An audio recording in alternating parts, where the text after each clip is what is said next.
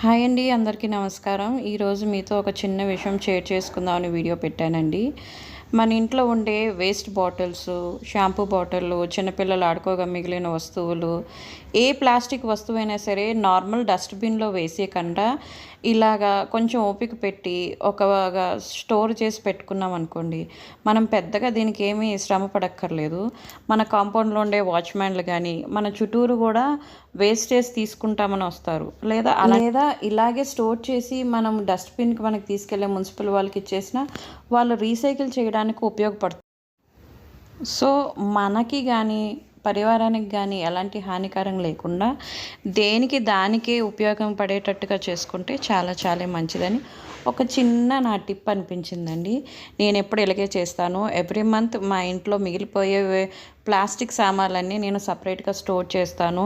చెరుకు రసం బాటిలు, కొబ్బరి నీళ్ళ బాటిల్ ఇవన్నీ